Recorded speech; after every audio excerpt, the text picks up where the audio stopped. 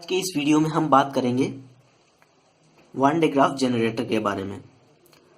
तो सबसे पहले इसके बारे में बात करने से पहले हमें दो कॉन्सेप्ट के बारे में पता होना चाहिए जो कि इस वन डे ग्राफ जनरेटर में यूज में आते हैं। तो सबसे पहला कॉन्सेप्ट है कि अगर हम किसी सतह को यानी कि सरफेस को चार्ज दें तो जो इसके नुकीले सिरे हैं यानी कि शार्प पॉइंट्स हैं, वहाँ पर जो चार्ज डेंसिटी होगी वो बहुत ही ज़्यादा होगी। यानी कि ये जो सरफेस है इस पर कम चार्ज होगा और ये जो शार्प पॉइंट्स हैं यहाँ पर, इस पर जो चार्ज होगा वो बहुत ही ज़्यादा मात्रा में होगा। या फिर हम कह सकते हैं कि जो चार्ज डेंसिटी है वो 1 रेडियस होती है। यानी कि जहाँ पर रेडियस छोटी होगी वहाँ पर चार्ज डेंसिटी बहुत ही ज़्यादा होगी। तो यहाँ पर आप देख सकते हैं ये जो नुकीला सिरा है शार्प पॉइंट, वहाँ पर रेडियस हमने बनाई तो ये R1 है, यहाँ पर छोटा गोला बना। और यहाँ पर जब हमने बनाई तो ये बना बड़ा गोला, यानी कि इसकी रेडियस कम है। तो इसकी रेडियस कम है शार्प पॉइंट की, तो यहाँ पर जो चार्ज डेंसिटी है वो ज़्यादा होगी। ये हो गया अपना एक पॉइंट। और इसी में हम देखते हैं कि मान लीजिए ये एक कॉम्ब है जिसके ये नुकीले सिरे हैं शार्प पॉइंट से। यहाँ पर पॉजिटिव चार्ज बहुत ही ज़्यादा मात्रा में है और यहाँ पर एक इसके सामने एक इंसुलेटर लेयर है, नायलॉन बेल्ट, जो कि चार्ज को ट्रांसफ़र नहीं करती है, इंसुलेटर है। तो क्या होगा कि ये जो हाई यहाँ पर जो चार्ज डेंसिटी है उसके कारण नायलॉन बेल्ट है, इससे इलेक्ट्रॉन आके इसको डिस्चार्ज कर देंगे। नायलॉन बेल्ट से इलेक्ट्रॉन निकल के इस पॉजिटिव को डिस्चार्ज कर देंगे और जब इससे इलेक्ट्रॉन निकलेंगे तो यहाँ पर जो नायलॉन बेल्ट है वहाँ पर पॉजिटिव चार्ज आ जाएगा। यानी कि ये वाला जो चार्ज है वो सिंपली हम कहें तो ये नायलॉन बेल्ट पर यहाँ पर आ जाएगा। तो ये कॉन्सेप्ट आपको ध्यान में रखना है, ये भी उसमें वन डे ग्राफ जनरेटर में यूज होगा। इसको बोलते हैं कोरोना डिस्चार्ज। ये जो आवेश जो चार्ज है वो यहाँ से निकल के जो बेल्ट पर आया, इस फिनोमिना को बोलते हैं कोरोना डिस्चार्ज। अब दूसरा जो कॉन्सेप्ट है उसकी हम बात करते हैं।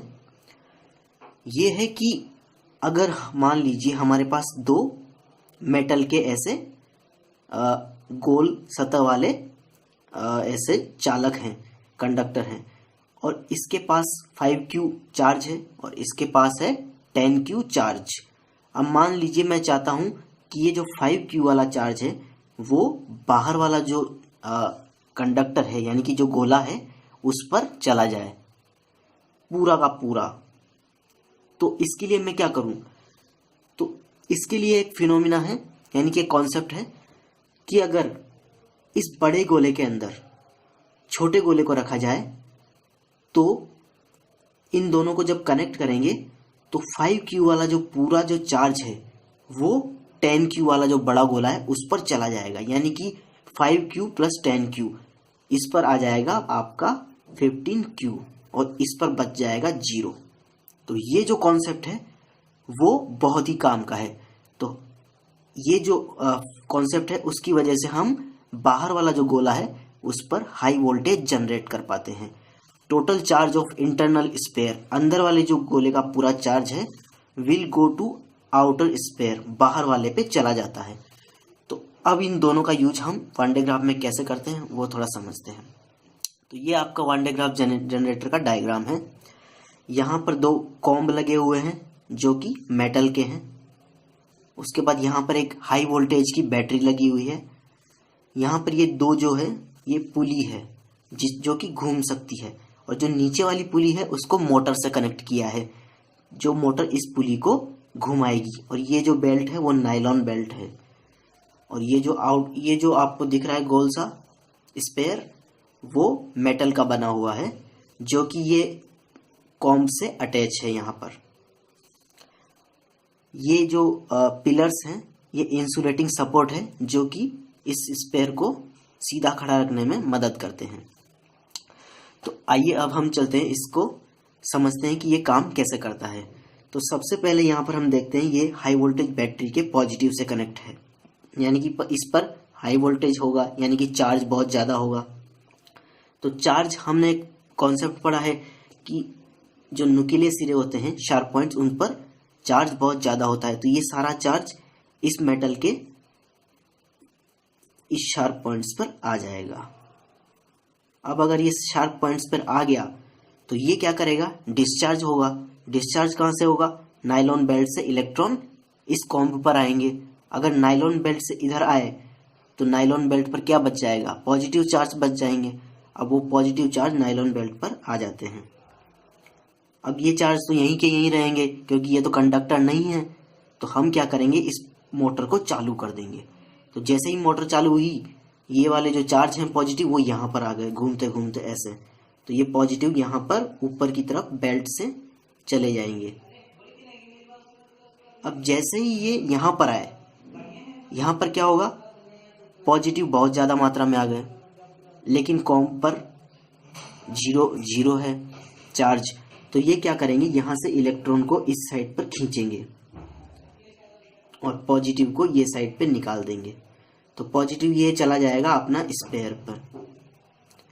अब ये जो नेगेटिव है, ये नुकीले सिरों पर आ गए, शार्प पॉइंट्स पर यहाँ पर नेगेटिव।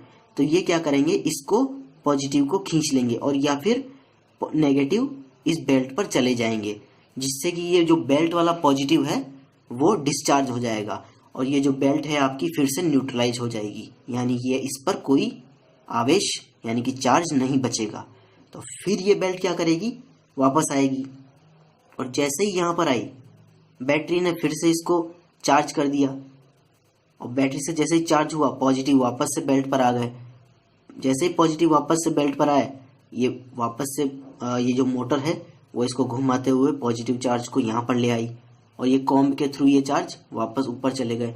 तो ऐसा ये प्रोसेस चलता रहता है और ये जो स्पेयर है इस पर पॉजिटिव चार्ज आपका जमा होता रहता है। तो धीरे धीरे धीरे धीरे क्या होता है, इस पर जो पूरा जो चार्ज है आपका बैटरी का वो आउटर सरफेस पे आ जाता है, जिससे इसका वोल्टेज जो है वो बढ़ता रहता है, बढ़ता रहता है, बढ़ता रहता है।